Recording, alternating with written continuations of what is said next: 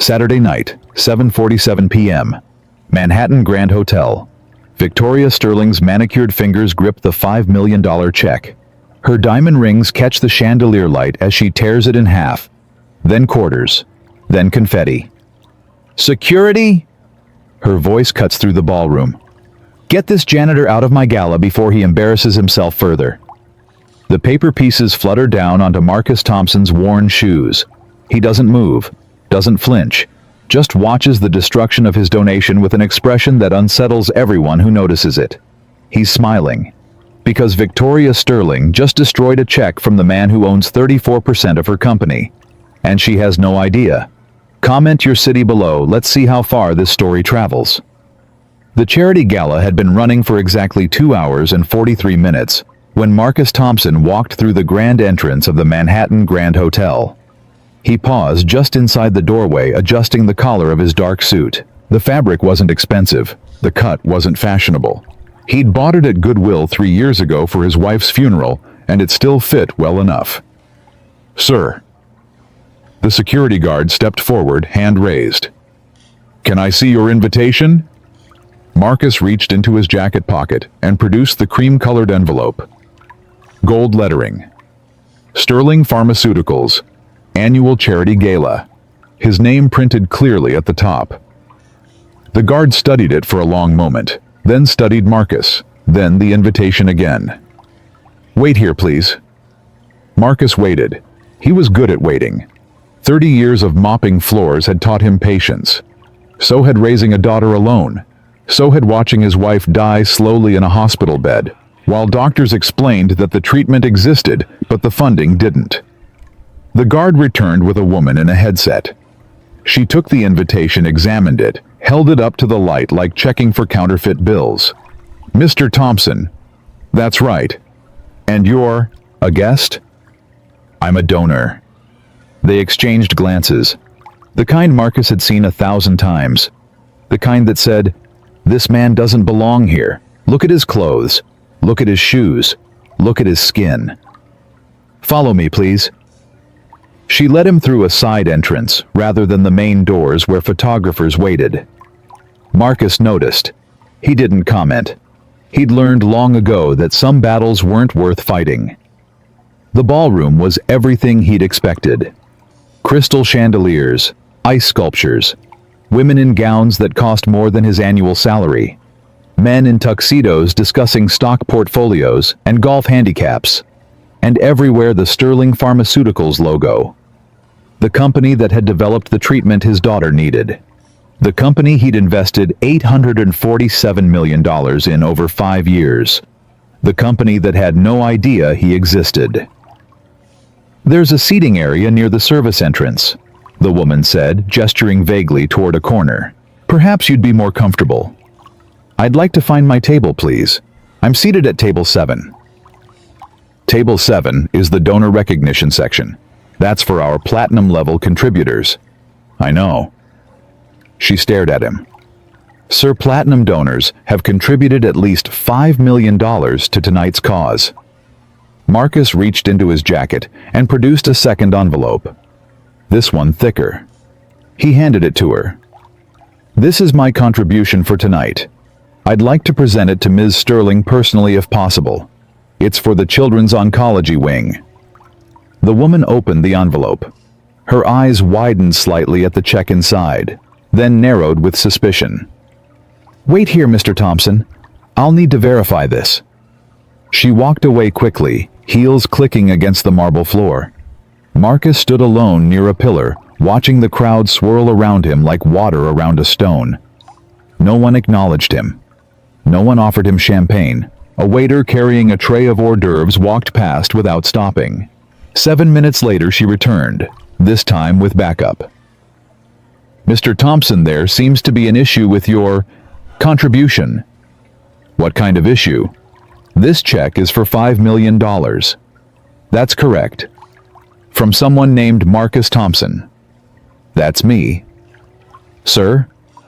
She lowered her voice, though not enough to prevent nearby guests from hearing.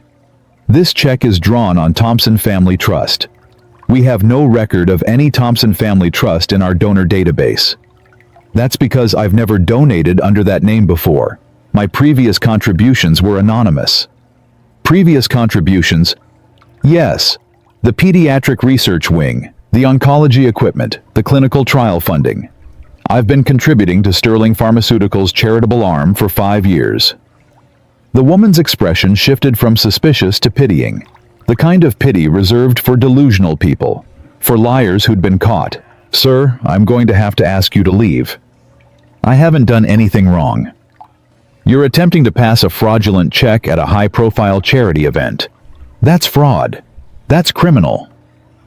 The check is real. Call the bank if you'd like. It's Saturday night. Banks are closed. Call the emergency verification line.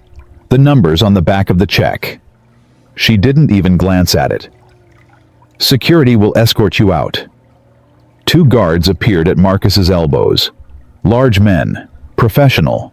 Their hands weren't on him yet, but they would be soon. Ma'am, I'm asking you to verify the check before making assumptions. And I'm asking you to leave before we have to call the police. Is there a problem here? The voice cut through the tension like a blade.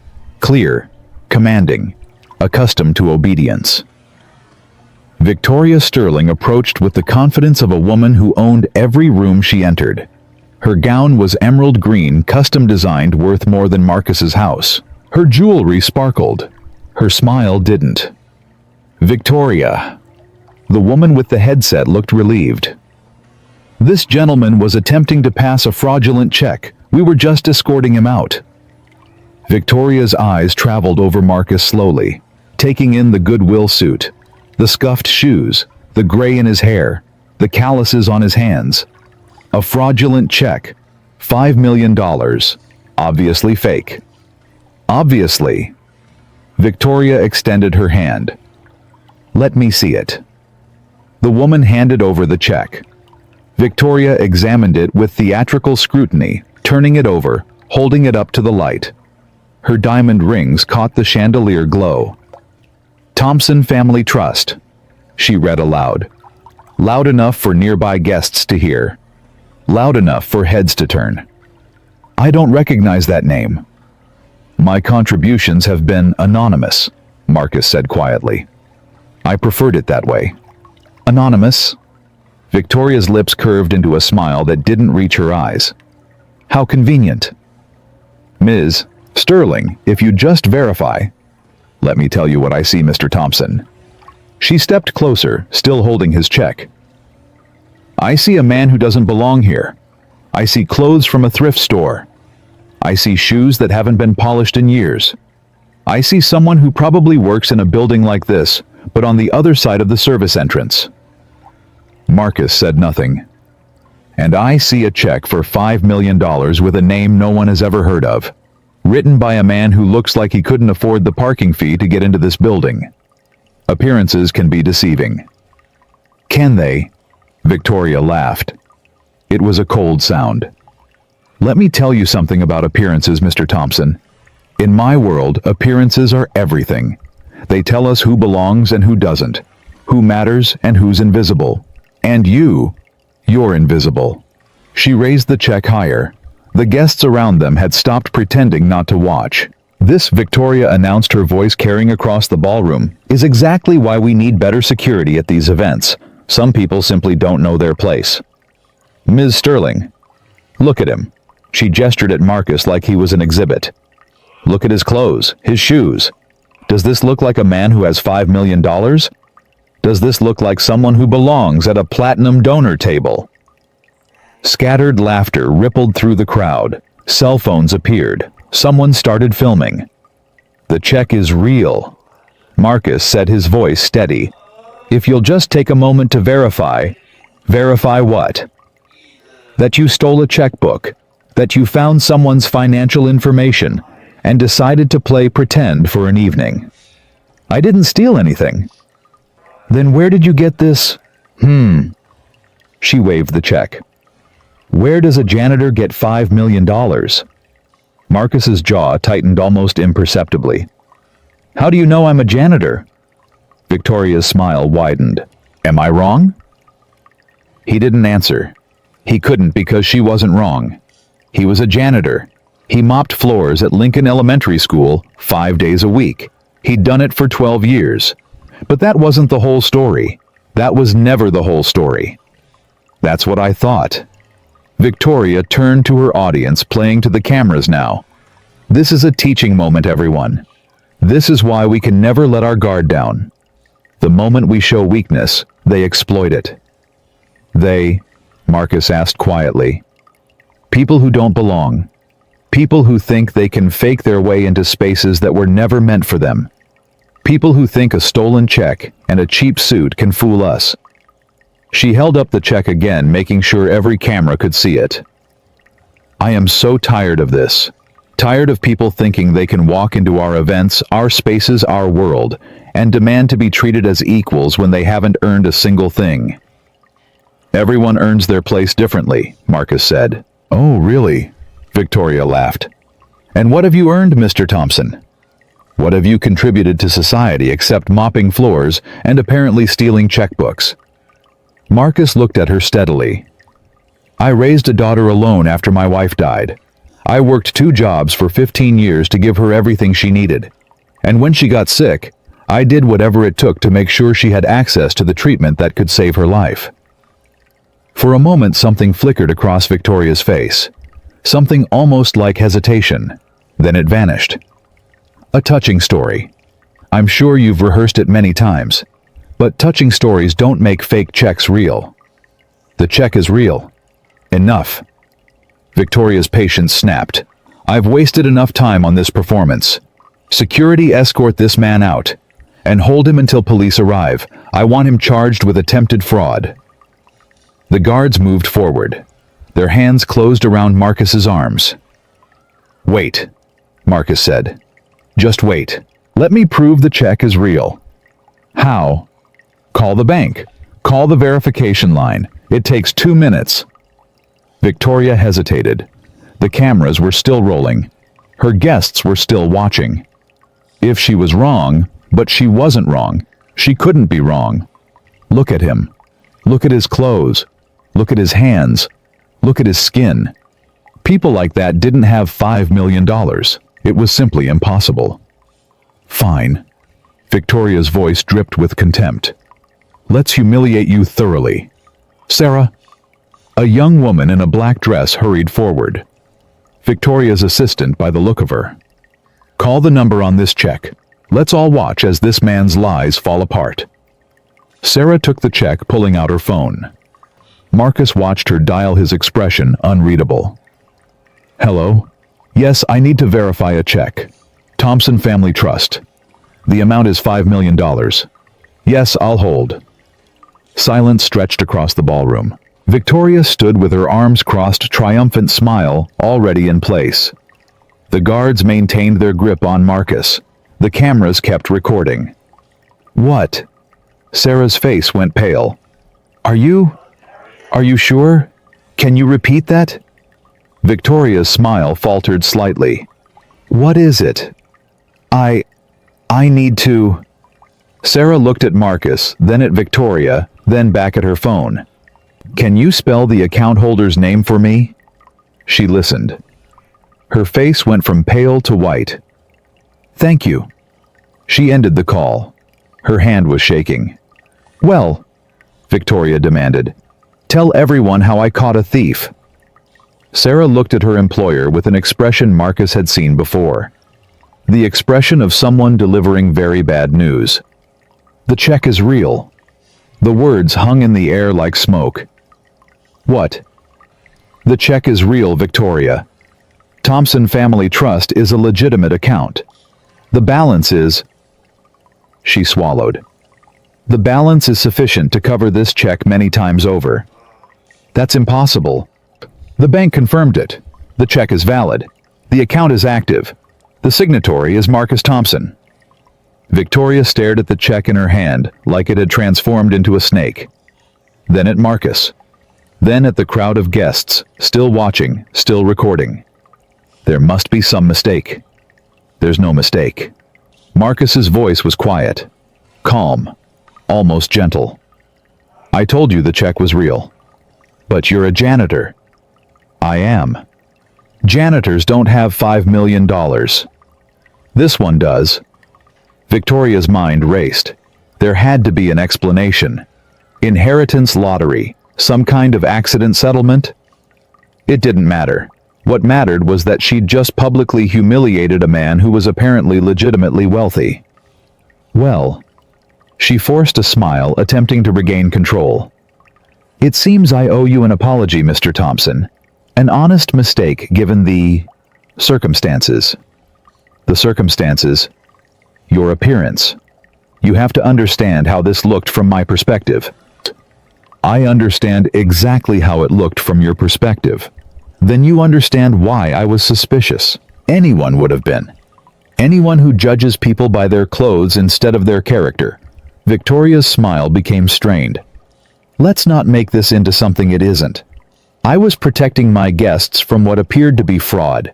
That's simply due diligence. Is that what you call it? I'm apologizing, aren't I? Marcus looked at her for a long moment.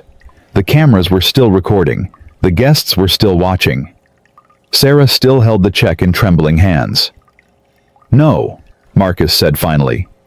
You're not apologizing. You're making excuses. There's a difference. I said I was sorry. You said it seemed like you owed me an apology. That's not the same thing. Victoria's eyes flashed. She wasn't accustomed to being corrected, especially not in public.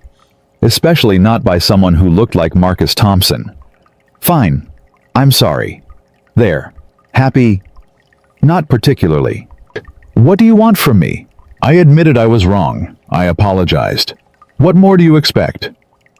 Marcus glanced at the check still visible in Sarah's hand, then at the guards still gripping his arms, then at the crowd of wealthy guests still watching him like an animal at the zoo. I expect you to ask yourself something, Ms. Sterling. What's that? You said you didn't recognize the Thompson Family Trust, that you'd never heard of me or my contributions. That's correct. But you also said this bank's charitable arm has received anonymous donations over the past 5 years. The pediatric research wing, the oncology equipment, the clinical trial funding. Victoria frowned. What's your point? My point is that I've donated over $800 million to your company's foundations, and you had no idea who I was. You didn't bother to find out. You just saw a black man in a cheap suit and decided I must be a criminal. The words landed like physical blows. Victoria's face reddened. I never mentioned your race. You didn't have to. That's a serious accusation. Is it? Let's review what you said.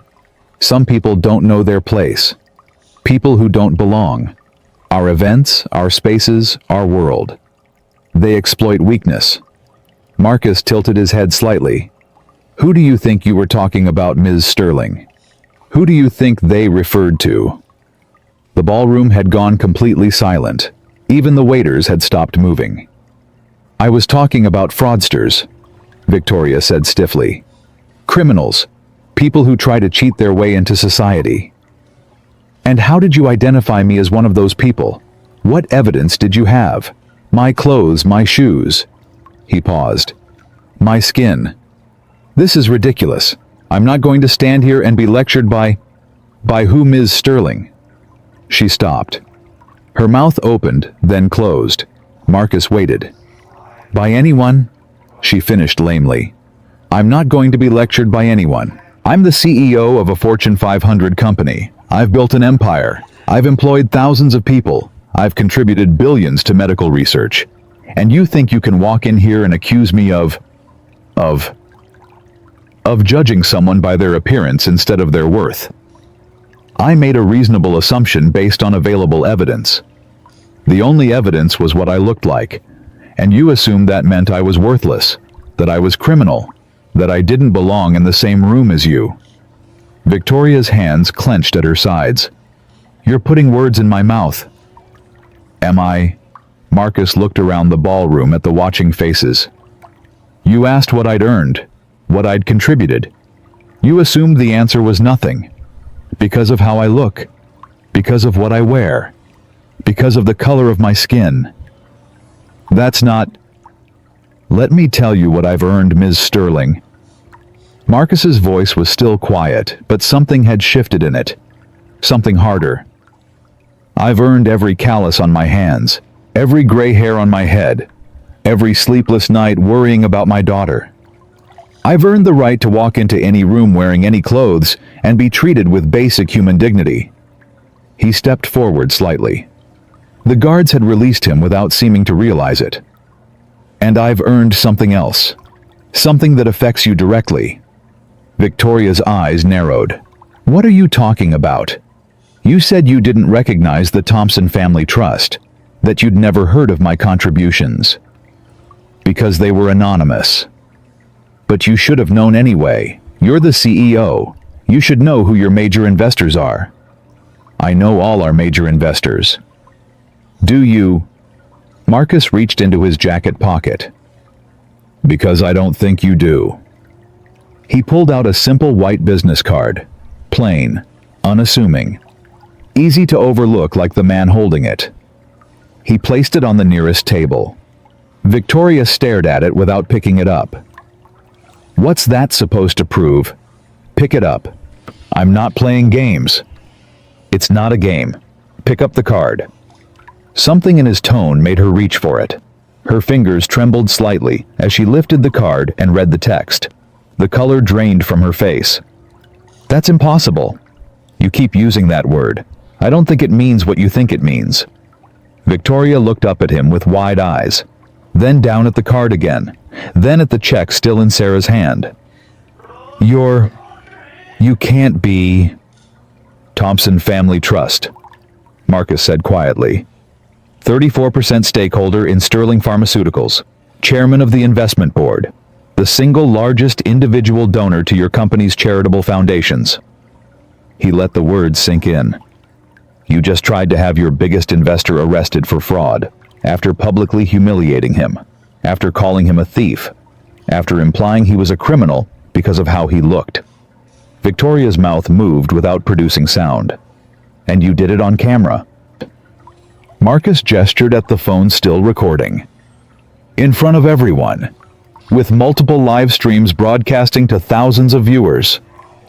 The ballroom remained absolutely silent. Somewhere in the distance, a champagne cork popped absurdly out of place. Marcus looked at Victoria with an expression that was almost sad. You asked me what I've earned, Ms. Sterling, what I've contributed. Now let me ask you the same question. He leaned forward slightly. What have you earned tonight? What have you contributed? What exactly did your assumptions accomplish except to destroy everything you thought you'd built? Victoria's hand shook. The business card fluttered from her fingers, landing silently on the marble floor. Marcus watched it fall. I believe we have a great deal to discuss, Ms. Sterling, but not here, not like this. He checked his watch, the Patek Philippe his wife had inherited from her grandfather, worth more than Victoria's car. I'll see you at the emergency board meeting, tomorrow morning, 9 a.m. sharp. He turned and began walking toward the exit. Mr. Thompson? Victoria's voice cracked. Wait, please. Marcus paused but didn't turn around. Please, she repeated. Can we discuss this privately? Can we work something out? He stood motionless for a long moment. You want to discuss things privately now? His voice carried across the silent ballroom. After you humiliated me publicly, after you announced to everyone that I don't belong here, after you called security to drag me out like a criminal, I made a mistake. You made a choice. Choices have consequences. What consequences? What are you going to do? Marcus finally turned. His expression wasn't angry. It wasn't triumphant. It was something far worse. It was disappointed. I'm going to do what you should have done from the beginning, Ms. Sterling. I'm going to treat everyone in this situation with dignity and fairness. Even you. He paused. Especially you. He resumed walking toward the exit. Because that's the difference between us. You saw a man in cheap clothes and assumed he was worthless. I see a woman in expensive clothes, and I still see a human being capable of change. The doors swung open before him. "The question is whether you'll prove me right or wrong." And then he was gone. Victoria stood frozen in the center of the ballroom, surrounded by cameras and whispers, and the slowly dawning realization that her world had just shifted beneath her feet. Her phone buzzed. A text from her assistant. "The video is trending. Hashtag CEO's cleaner. 50,000 views and climbing." She closed her eyes. Tomorrow morning, 9 a.m. sharp. The reckoning was coming. The elevator doors closed behind Victoria Sterling, sealing her away from the whispers that had followed her across the ballroom. She leaned against the mirrored wall, pressing her palms flat against the cold surface to stop them from shaking. Her phone hadn't stopped buzzing since Marcus Thompson walked out. Texts from board members, calls from her PR team, notifications from social media platforms she'd never bothered to check personally. Sarah stood beside her, clutching a tablet, scrolling through the damage. "How bad?" Victoria asked without opening her eyes. "The video has 200,000 views. It's been 20 minutes. "Which video?" "All of them. There are at least 15 different angles. Someone already made a compilation." Sarah's voice wavered. "It's the number 3 trending topic on Twitter. Number 1 in New York." Victoria's stomach lurched. "What are they saying?" "You don't want to know." "Tell me." Sarah hesitated, then read from her screen. "CEO gets destroyed by janitor she tried to humiliate. Rich woman tears up check from her own investor. Karma is real and her name is Victoria Sterling." She paused. "Those are the polite ones."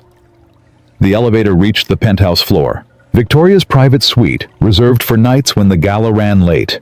She'd planned to celebrate here. Champagne with select donors. Congratulations on another successful event. Now it felt like a prison. "Get me everything on Marcus Thompson," Victoria said, striding into the suite. "Everything. His investment history, his background, his family. I want to know what we're dealing with." "I already started." Sarah pulled up files on her tablet. It's extensive." "Show me." Sarah handed over the tablet. Victoria sank onto the sofa, scrolling through documents that made her chest tighten with each passing page. Marcus Thompson, age 42, widower. One daughter, Emma, age 14. Currently employed as head janitor at Lincoln Elementary School. Annual salary $34,000. But that was just the surface. Wife Catherine Thompson, née Catherine Whitfield, deceased 3 years ago. Cause of death: Hartman's disease. Victoria's breath caught. Hartman's disease, the rare genetic condition that Sterling Pharmaceuticals had spent 7 years developing a treatment for. The treatment that had become their flagship humanitarian project. The treatment that had made Victoria a darling of the medical philanthropy world. She kept reading. Catherine Whitfield, only child of Robert and Eleanor Whitfield, sole heir to the Whitfield pharmaceutical fortune. "Oh God," Victoria whispered. "It gets worse," Sarah said quietly. The Whitfield family had been pioneers in pharmaceutical investment. Robert Whitfield had made his fortune backing biotech startups in the 1970s. When he died in 2015, his estate was valued at $3.2 billion. Everything went to Catherine. When Catherine died, everything went to Marcus, including a 34% stake in Sterling Pharmaceuticals, Victoria's own company. "He's been my biggest shareholder for 3 years," she said, her voice hollow. 3 years, and I didn't know. The investments were managed through the Thompson Family Trust. There was never a face attached to it, just lawyers and holding companies. But someone should have known. Someone should have told me. Would it have mattered? Victoria looked up sharply. "What's that supposed to mean?" Sarah flinched but didn't back down. "You saw him tonight before you knew any of this. You saw a black man in a cheap suit. You assumed he was a fraud. Would knowing he was rich have changed how you treated him? Of course it would have. That's the problem, Victoria. That's exactly the problem." Victoria opened her mouth to respond, then closed it. Because Sarah was right. She would have treated Marcus Thompson differently if she'd known he was wealthy. She would have smiled instead of sneered. She would have welcomed him instead of calling security. And that said something ugly about who she was. "What about his daughter?" Victoria asked, changing the subject. "You said she's 14. Sarah's expression darkened. "Emma Thompson. She was diagnosed with Hartman's disease 18 months ago." Victoria felt the blood drain from her face. She has what killed her mother. It's genetic. The mother was a carrier. The daughter developed symptoms young, early onset, more aggressive. Is she being treated? Is she on our protocol? She's been in Sterling Memorial Hospital for 6 weeks. Room 412, Pediatric Oncology Wing. Sarah paused. The wing that Marcus Thompson funded anonymously 3 years ago. Victoria set the tablet down. Her hands were shaking again. He funded the wing where his daughter is being treated. Yes. With money that my company... She couldn't finish the sentence. The check he tried to give you tonight was for the children's oncology expansion. He wanted to name it after his daughter, the Emma Thompson Pediatric Center. Sarah's voice cracked slightly. You tore it up on camera. Victoria pressed her hands against her face. The diamond rings that had sparkled so beautifully an hour ago now felt like weights dragging her down into a darkness of her own making. What have I done? Sarah didn't answer. There was nothing to say. Victoria's phone rang. She looked at the screen. Board member, Charles Whitmore, the oldest member of Sterling Pharmaceuticals Board of Directors. Charles, she answered, trying to keep her voice steady. Victoria. His tone was ice. I assume you've seen the videos. I've seen them. Then you understand why I'm calling. The board is concerned. The board should be concerned about context, Charles. This was a misunderstanding. A mistake in judgment. A mistake in judgment? Charles laughed bitterly. You publicly humiliated the man who owns more of this company than you do. You called him a criminal. You accused him of fraud. And you did it while cameras were rolling. I didn't know who he was. That's not an excuse, Victoria. That's an indictment. You didn't know who he was because you didn't bother to find out. You saw a black man in inexpensive clothes and you decided he was worthless. That tells us something about your judgment that no amount of spin can fix. Victoria's grip tightened on the phone. What are you saying, Charles? I'm saying there will be an emergency board meeting tomorrow morning, 9 a.m. Marcus Thompson called it himself. He has the authority. Charles paused. And I'm saying you should prepare for the possibility that this meeting will not go well for you. The board wouldn't remove me over one incident. One incident that's been viewed by 500,000 people and counting. One incident that makes the company look racist and elitist. One incident that involves our largest shareholder. Charles's voice hardened. Victoria, we have institutional investors threatening to divest. We have civil rights organizations preparing statements. We have congressional staffers asking questions about our diversity practices. In 1 hour. It's the internet age, Victoria. 1 hour is an eternity. By morning, this will be the only story anyone's talking about. Victoria closed her eyes. What do you suggest I do? Pray, apologize, and hope that Marcus Thompson is a more forgiving man than you deserve. He hung up. Victoria sat motionless, the dead phone still pressed against her ear. Outside the penthouse windows, Manhattan glittered with 1,000,000 lights. She'd always loved this view. The city spread beneath her like a kingdom waiting to be conquered. Now it felt like a jury waiting to deliver its verdict. Sarah? Yes. Find out where Marcus Thompson is staying tonight. I need to talk to him before the board meeting. Victoria, I don't think... Just find him. Sarah nodded reluctantly and left the room. Victoria sat alone in the penthouse, surrounded by luxury she'd spent her entire life acquiring. The gown, the jewelry, the view, all the trappings of success that she'd been so proud of an hour ago. None of it meant anything now. Because Marcus Thompson had been right. She had judged him by his appearance. She had assumed that his clothes defined his worth. She had seen a janitor and decided he couldn't possibly belong in her world. And she'd been wrong. Catastrophically publicly, irredeemably wrong. But worse than being wrong was the question that kept echoing in her mind. Would she have treated him differently if he'd been white? The answer, she realized with sick certainty, was yes. She would have been suspicious. She would have questioned the check. But she wouldn't have torn it up. She wouldn't have called him a thief. She wouldn't have announced to the entire ballroom that he didn't know his place. Those words haunted her now. His place. As if some people were born with places and others had to earn them. As if worth was determined by skin color and wardrobe choices. Her phone buzzed. A text from Sarah. He's at Sterling Memorial Hospital, visiting his daughter, room 412. Victoria stared at the message.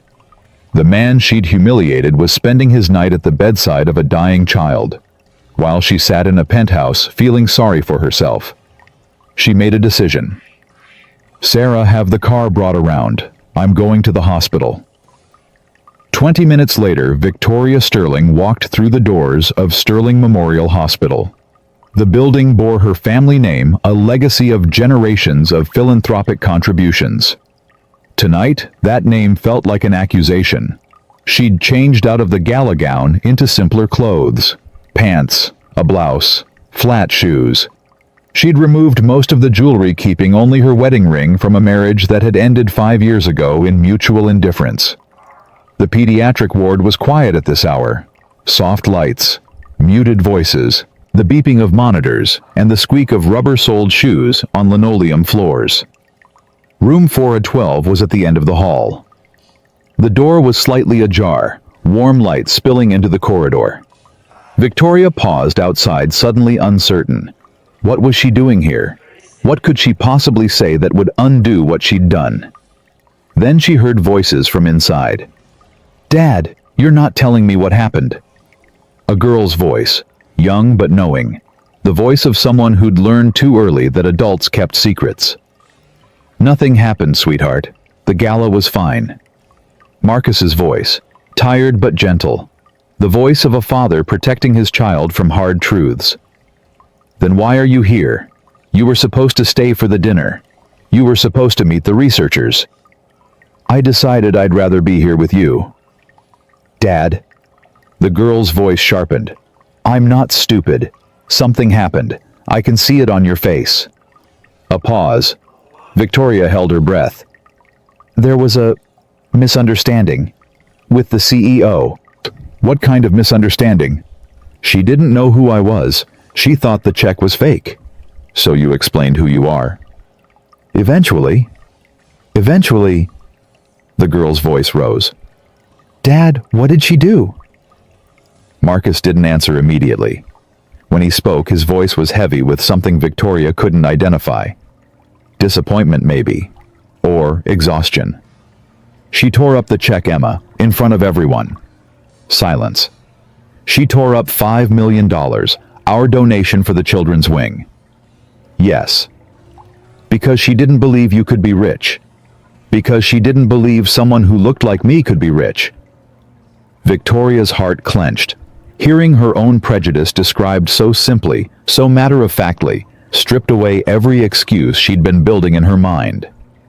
"That's racist, Dad." "I know, sweetheart." "Are you going to sue her?" "No." "Why not? She humiliated you. She destroyed our donation. Emma." Marcus's voice was firm but kind. "Suing her won't change anything. It won't change what she believes. It won't make her see people differently." "Then what will?" "I don't know yet, but I'm hoping that consequences will teach her what lawsuits never could." "What consequences?" "Tomorrow morning there's a board meeting. I'm going to ask some questions about how this company treats people. Not just me. Everyone." "You're going to fire her." "That's not my decision alone. But I'm going to make sure this never happens again. Not at this hospital, not at this company, not anywhere connected to our name." Victoria heard movement inside the room. Footsteps approaching the door. She stepped back, suddenly aware that she was eavesdropping on a private conversation between a father and his sick child. But she wasn't fast enough. The door swung open. Marcus Thompson stood in the doorway, his expression shifting from surprise to recognition to something colder. "Ms. Sterling." "Mr. Thompson." Victoria's voice came out smaller than she intended. I came to apologize. At 11 o'clock at night, at my daughter's hospital room. I know it's not appropriate. I know I should have waited, but I couldn't." She trailed off suddenly, aware of how pathetic she sounded. "You couldn't what?" "I couldn't sleep knowing what I did. I couldn't just sit in my penthouse and wait until morning." Marcus studied her for a long moment. His eyes were tired but sharp. The eyes of a man who'd seen too much to be easily fooled. "My daughter is awake," he said finally. "She heard your name. She wants to meet you." Victoria blinked. "She wants to meet me. She wants to see what kind of person does what you did." Marcus stepped aside. "Come in, Ms. Sterling, but be warned. Emma is more honest than I am, and she's not going to make this easy for you." Victoria hesitated on the threshold. Through the doorway, she could see a hospital bed, a tangle of IV lines, and a small figure propped against pillows. A girl with her father's eyes and her mother's stubborn chin. A girl dying from the same disease that had killed her mother. A girl whose treatment was funded by money that Victoria had tried to dismiss as fraud. Victoria took a deep breath and stepped into the room. Emma Thompson looked exactly like the photo in Sarah's files, except thinner. The treatment had taken its toll. Her skin was pale. Her arms were marked with needle scars. A knit cap covered what Victoria suspected was treatment-related hair loss. But her eyes were alive, fierce, unafraid. "So you're the one who tore up my dad's check." Victoria stopped a few feet from the bed. "Yes, I am. He was going to name the children's wing after me. Did you know that? I do now. $5 million, ripped up like garbage, in front of cameras. Yes." Emma tilted her head, studying Victoria with uncomfortable intensity. "Why?" The question hung in the air. Simple, direct, devastating. "Because I made assumptions," Victoria said slowly. "Because I saw your father's clothes and decided he couldn't be wealthy. Because I judged him without knowing anything about him. Because he's black." Victoria flinched. I don't think... Dad told me what you said. Some people don't know their place. They exploit weakness. Our events, our spaces, our world." Emma's voice was steady. "I'm 14 years old, and I know what those words mean. Don't pretend you don't." Victoria opened her mouth to defend herself, then closed it. What could she say? The girl was right. Everything she'd said at the gala carried racial undertones she'd been too arrogant to acknowledge. "You're right," she said finally. "I made racist assumptions. I saw your father and I decided he didn't belong because of how he looked. There's no excuse for that." "Is that supposed to be an apology?" "It's supposed to be the truth." Emma looked at her father, who stood silently by the window. Then, back at Victoria. "My mom used to say that apologies without action are just words. Just noise people make to feel better about themselves." Victoria felt the weight of that statement settle on her shoulders. "Your mother sounds like she was a wise woman." "She was. She also had this disease." Emma gestured at the IV lines, the monitoring equipment, the clinical sterility of the room. "She died 3 years ago, right here in this hospital, in a room down the hall." "I'm sorry. Everyone's sorry.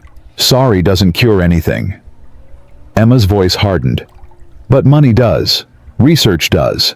Treatments that your company developed with donations that my father gave. Donations that I had no idea came from him. That's the point, isn't it?" Emma leaned forward slightly. "He gave anonymously. He didn't want credit. He just wanted to help kids like me. And when he finally showed up in person, when he tried to give even more, you treated him like a criminal." Victoria had no response.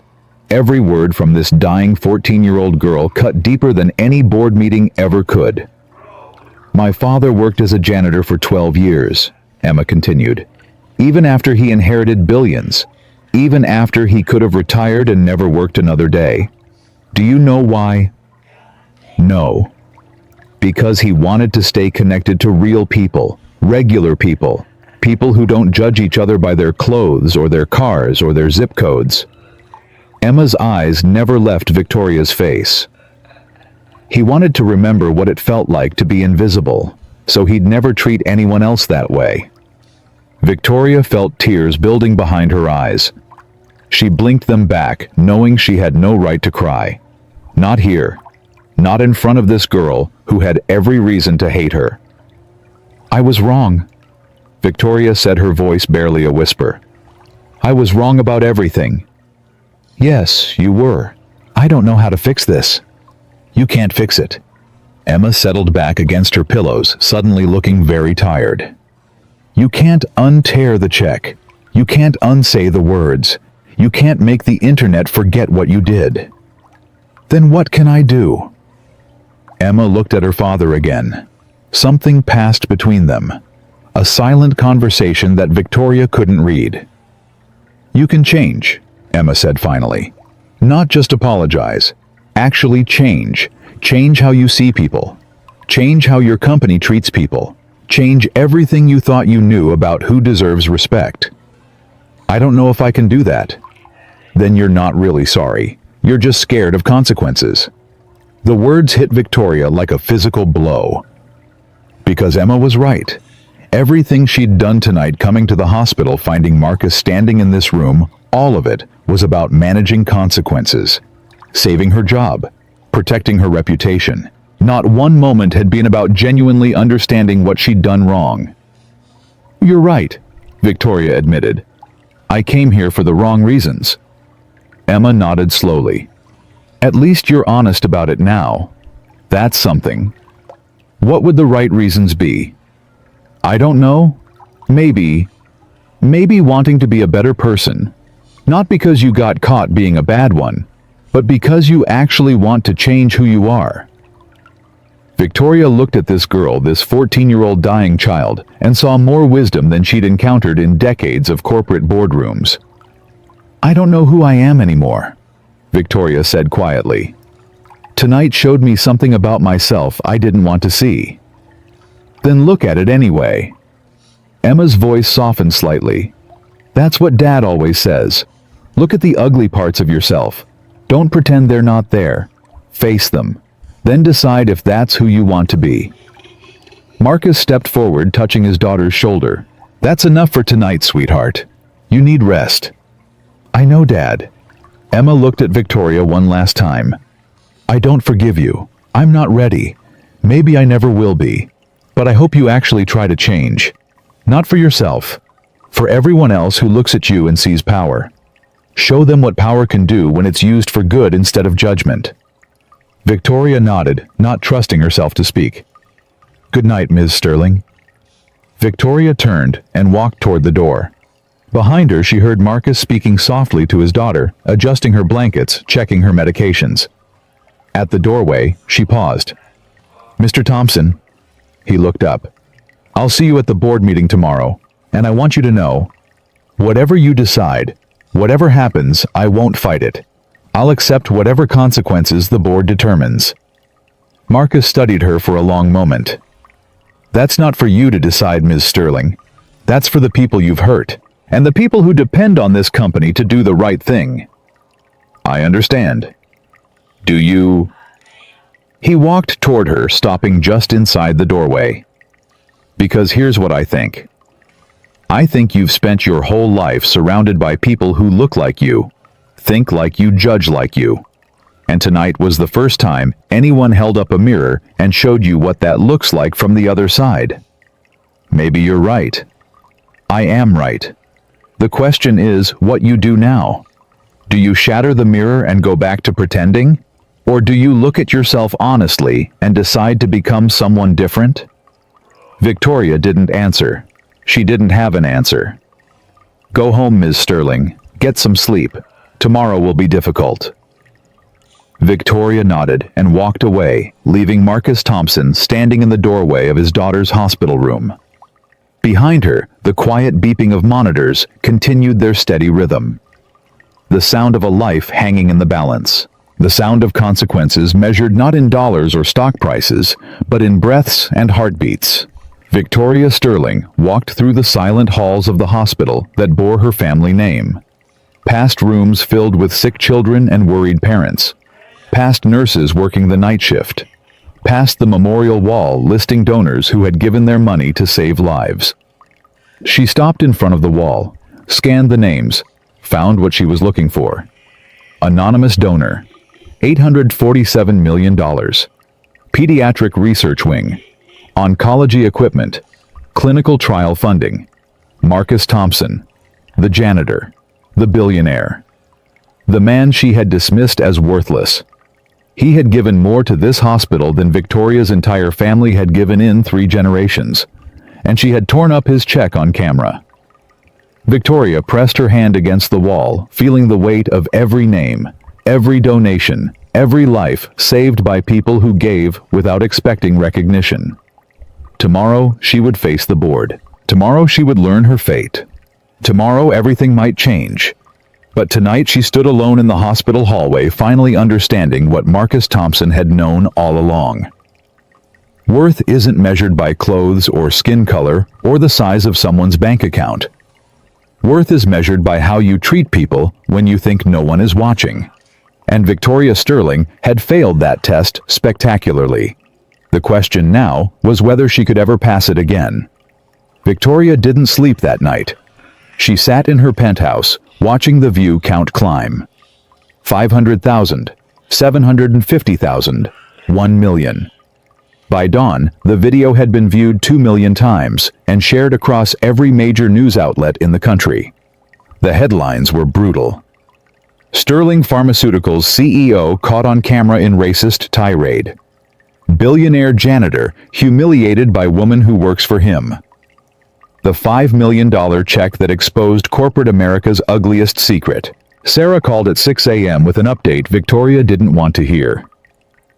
3 institutional investors have already announced they're reviewing their positions.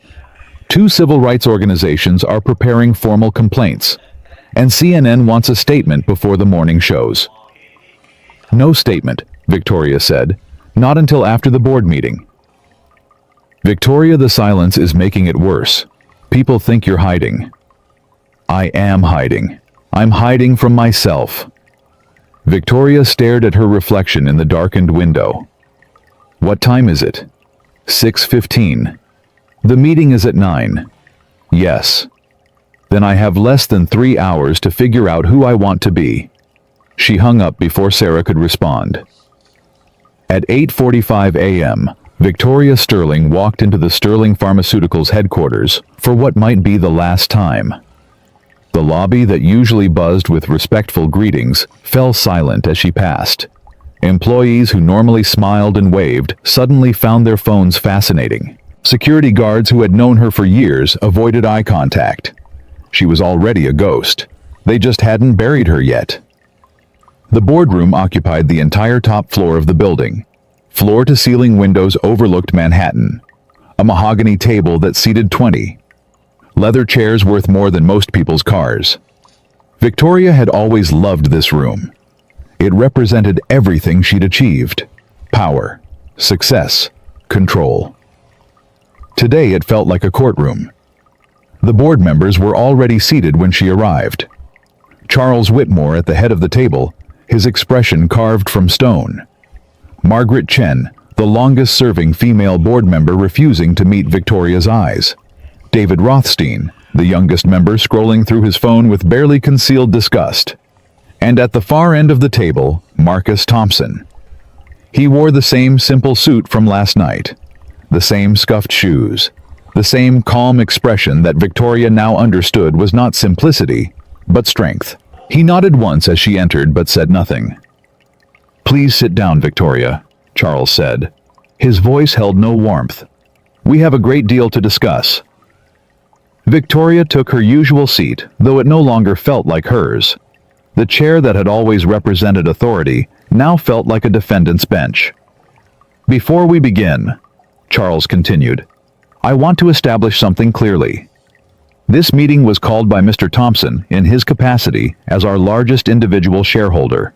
He has the floor for as long as he needs it. Is that understood?" Murmurs of agreement from around the table. "Mr. Thompson, please proceed." Marcus stood slowly. He didn't move to the presentation screen or pull out notes. He simply stood at his place at the table and looked at each board member in turn. "Thank you, Charles. I'll try to be brief, though this situation doesn't lend itself to brevity." He paused, gathering his thoughts. "Last night, I attended the Sterling Pharmaceuticals charity gala. I've attended many such events over the years, always anonymously. I prefer it that way. I don't need recognition for my contributions. I give because giving is right, not because I want applause." Victoria felt the weight of every word pressing down on her chest. "But last night, I decided to come forward, to present a donation publicly, to finally put a face to the Thompson Family Trust." Marcus's voice remained steady. "I wanted to name the new Children's Oncology Wing after my daughter Emma. She's 14 years old. She has Hartman's disease, the same condition that killed her mother 3 years ago. The same condition that Sterling Pharmaceuticals has been developing treatments for, funded in large part by my anonymous donations." Margaret Chen closed her eyes briefly. David Rothstein stopped scrolling. "I walked into that gala wearing clothes from a thrift store. I drove myself in a 12-year-old Honda. I didn't announce myself or demand special treatment. I simply walked in like any other guest and presented my invitation." He turned to look directly at Victoria. "And within minutes, I was surrounded by security, accused of fraud, called a thief, told that I didn't know my place, and I watched as the CEO of this company, the company I have invested over $800 million in, tore up my $5 million check and scattered the pieces at my feet." The silence in the boardroom was absolute. "I could sue," Marcus continued. "My lawyers have already drafted preliminary complaints. Defamation, discrimination, public humiliation. The damages would be substantial. The publicity would be devastating." Victoria's hands gripped the arms of her chair. "But I'm not going to sue. That's not why I called this meeting." Charles leaned forward. "Then why are you here, Mr. Thompson?" "I'm here because what happened to me last night wasn't unique.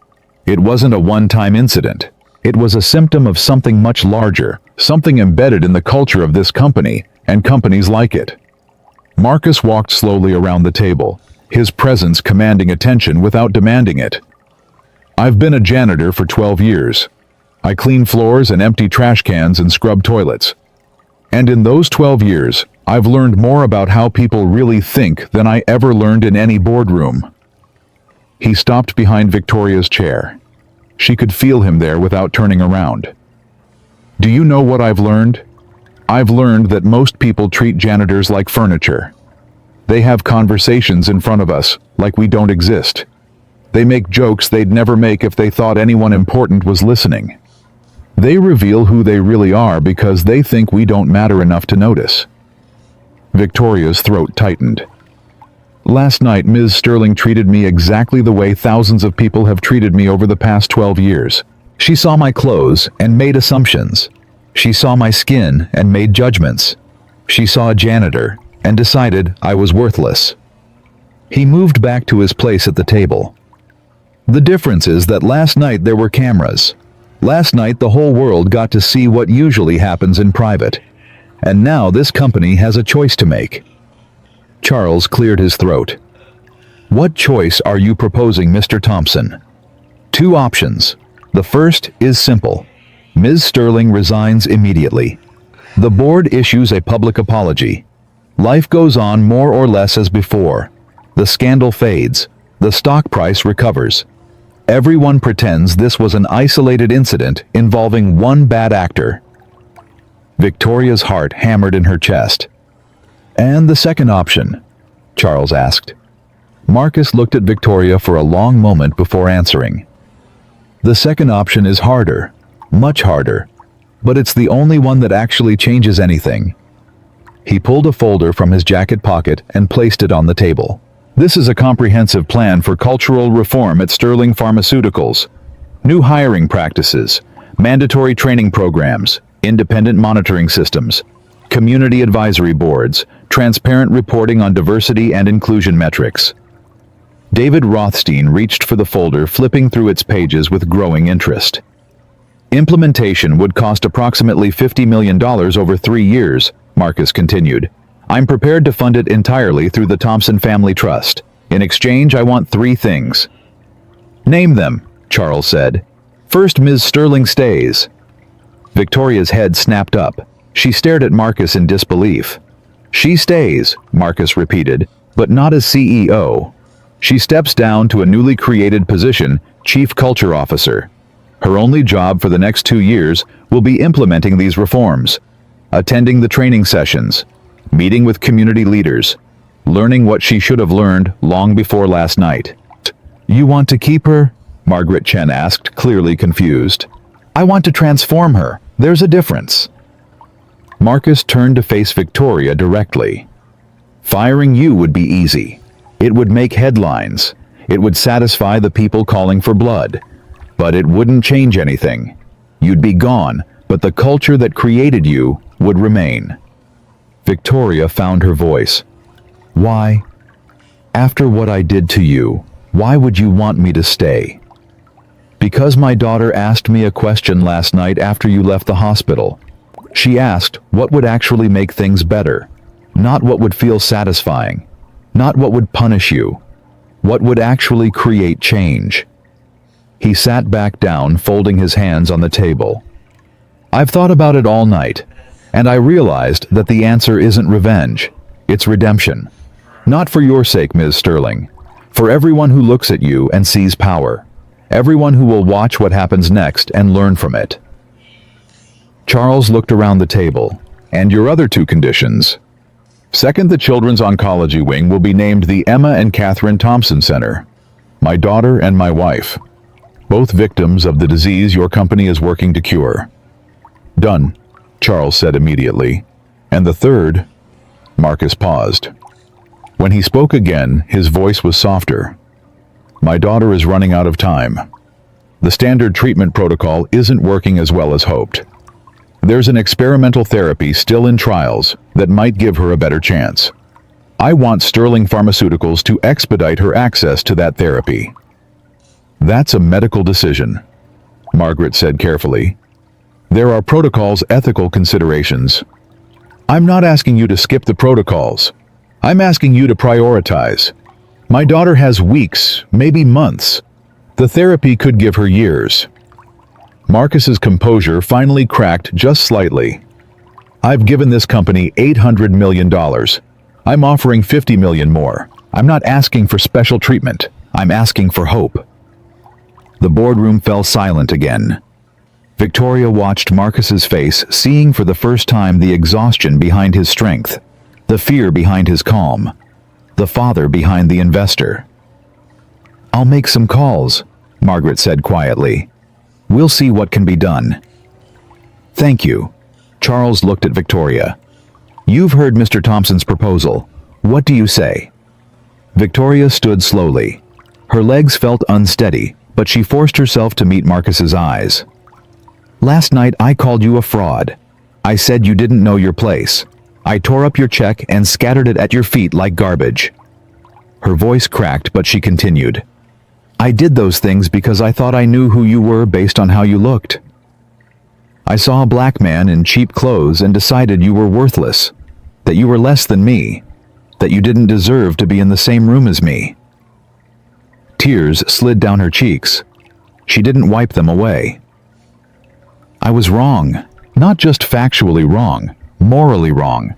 I've spent my entire career building power, and I never stopped to think about who I was stepping on to get it, who I was dismissing, who I was treating as invisible. She turned to face the full board. I accept Mr. Thompson's conditions, all of them, not because I'm afraid of losing my job or my reputation, Because he's right. Firing me would be easy. It would let everyone feel good for a moment, but it wouldn't change anything. She looked at Marcus again. I want to change. I don't know if I can. I don't know if it's possible to unlearn 52 years of assumptions and prejudices. But I want to try. Not for myself. For every person I've dismissed without knowing. Every janitor I've walked past without seeing. Every person I've judged by their clothes or their skin or their job title. Victoria sat back down exhausted. That's my answer. Whatever you decide, I'll accept. Charles looked around the table. We'll vote. All in favor of accepting Mr. Thompson's proposal. One by one hands rose. Margaret, David, the others. Finally, Charles himself. The motion passes unanimously. Charles turned to Marcus. Mr. Thompson, on behalf of this board, I want to apologize for what happened to you. Not just last night, but for all the times this company failed to create a culture where last night would have been impossible. Thank you, Charles, but I don't need apologies. I need action. Marcus stood. The reform plan has a timeline. I expect weekly progress reports, and I expect to see Ms. Sterling at the first community meeting next week. I'll be there, Victoria said quietly. Marcus gathered his folder and moved toward the door. Then he stopped. One more thing. The video from last night is still spreading. By the end of today, it will have been seen by 10 million people. That's 10 million people who watched me get humiliated, who watched a wealthy white woman treat a black man like a criminal. He turned to face the room. I can't undo that. No one can. But I can control what comes next. So I'm going to hold a press conference this afternoon. I'm going to tell everyone what happened last night and what's happening now. I'm going to show them that consequences matter, but redemption matters more. Victoria's breath caught. I'm going to ask you to stand beside me, Ms. Sterling. Not to defend yourself. Not to make excuses. Just to show people that you're willing to face what you did and work to become someone different. I'll be there, Victoria said again. Marcus nodded once and walked out of the boardroom. The door closed behind him. Victoria sat in the silence that followed, feeling the weight of what had just happened settle over her like a second skin. She was no longer CEO. She was no longer the most powerful person in this building. Everything she'd spent her life building had been stripped away in one night. And somehow, impossibly, she felt lighter. Charles stood. We have a lot of work to do. Victoria, I suggest you start reviewing Mr. Thompson's reform plan. You'll be the one implementing it. Yes, Charles. And Victoria? He paused at the door. What Mr. Thompson is offering you is more than you deserve. Don't waste it. He left. The other board members followed one by one until Victoria sat alone in the empty boardroom. She pulled Marcus's folder toward her and began reading. The plan was comprehensive, detailed, thoughtful. It addressed hiring practices and promotion policies and customer service protocols and community engagement and employee training and a dozen other areas Victoria had never thought to examine. Every page was a mirror reflecting back all the ways she'd failed without knowing it. All the systems she'd perpetuated without questioning. All the people she'd harmed without seeing. She read for 2 hours, making notes, highlighting sections, forcing herself to confront every uncomfortable truth. At noon, Sarah appeared at the door. The press conference is in 2 hours. Mr. Thompson's team sent over talking points. I don't need talking points. Victoria, this is going to be the most watched press conference of the year. You need to be prepared. I am prepared. Victoria closed the folder. I'm going to tell the truth, all of it. No spin, no deflection. Just the truth about who I was and who I'm trying to become. That's risky. Everything worth doing is risky. Victoria stood smoothing her clothes. Do I look like someone who just lost everything and found something better? Sarah studied her for a long moment. You look different. I can't explain how, but different. Good. That's exactly right.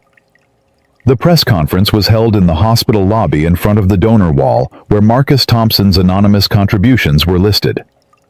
Hundreds of reporters filled the space. Cameras from every major network pointed at the small stage. Marcus stood at the podium, Victoria beside him. Behind them, the words, "Anonymous donor $847 million" were visible to everyone watching. "Thank you all for coming," Marcus began. "Last night something happened that I think speaks to a larger truth about our society. A truth about assumptions and prejudice, and the distance between who we think we are and who we actually are." He told the story simply. The gala, the check, the accusations, the tearing, the revelation. "I could have walked away angry," he continued. "I could have sued. I could have demanded Ms. Sterling's termination and called it justice. But that wouldn't have changed anything. It would have satisfied my ego without addressing the problem." He gestured for Victoria to step forward. "Instead, I chose to believe that people can change, that institutions can change, that the same power that was used to humiliate me last night can be redirected toward healing." Victoria took the podium. Her hands trembled slightly, but her voice was clear. "Last night I made assumptions about a man based on the color of his skin and the cost of his clothes. I called him a fraud. I called him a criminal. I tore up his donation and scattered it at his feet. And I did it all in front of cameras because I was so certain I was right that I wanted everyone to see." She paused, letting the weight of her words settle.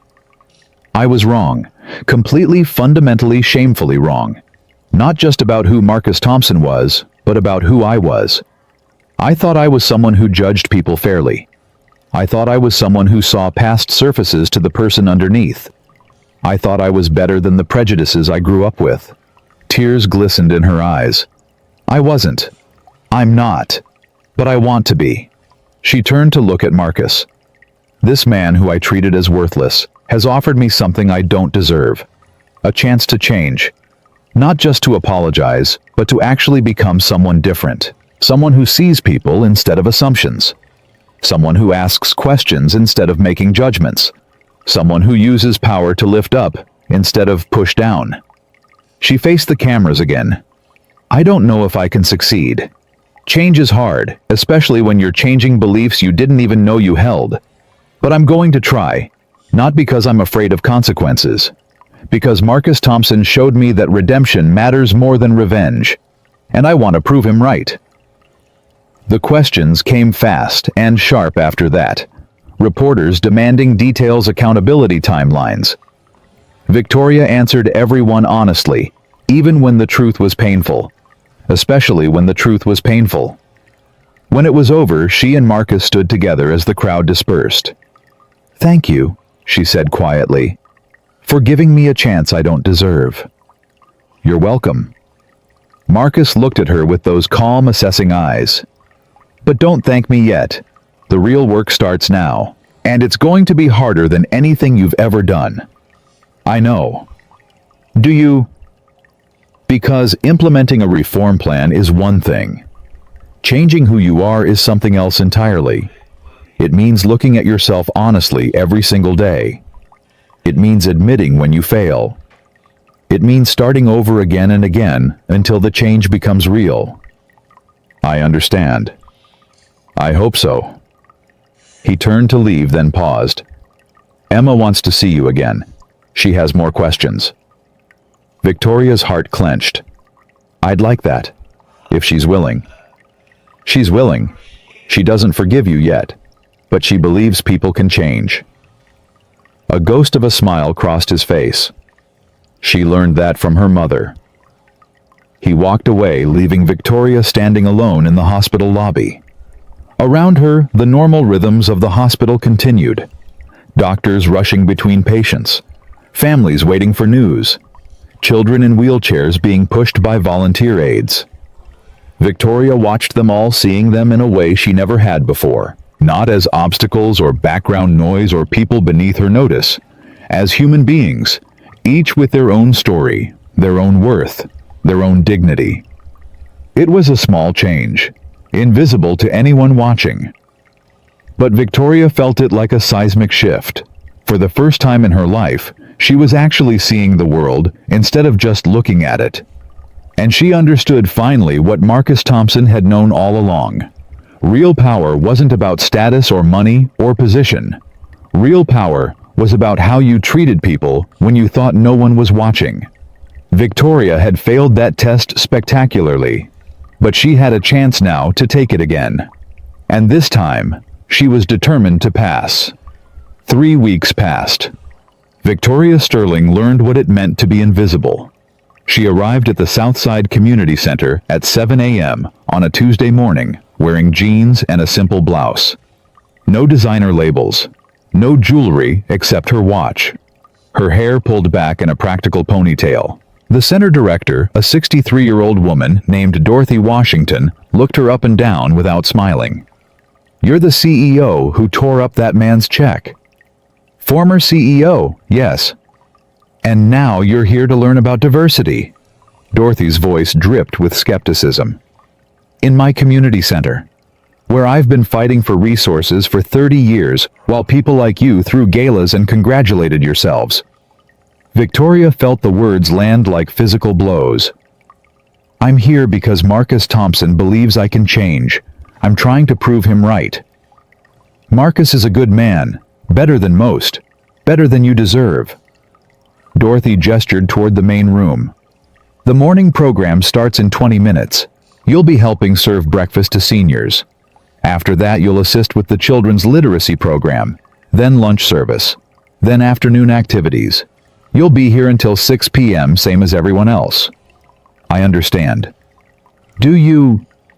"Because this isn't a photo opportunity. This isn't something you do for a week and then write about in your memoir. These are real people with real needs, and they don't care about your redemption arc."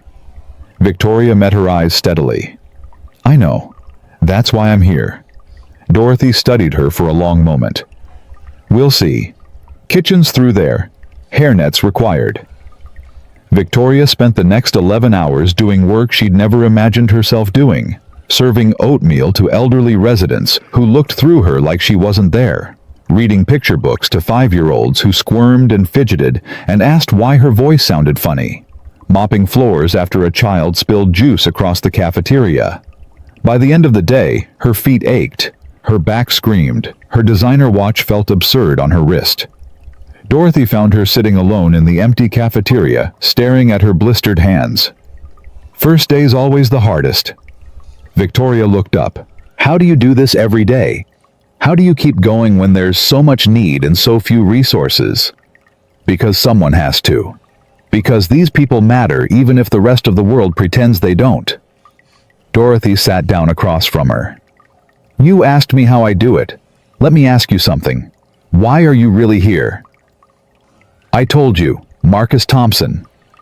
"I know what Marcus wants. I'm asking what you want. Because if you're just going through the motions to save your career, you might as well leave now. These people can smell insincerity from a mile away." Victoria was quiet for a long moment. When she spoke, her voice was barely a whisper. "I'm here because 3 weeks ago, I looked at a man and saw nothing. I saw his clothes and his skin and decided he was worthless. And I was so certain, so absolutely convinced that I performed my contempt for an audience. I wanted people to watch me put him in his place."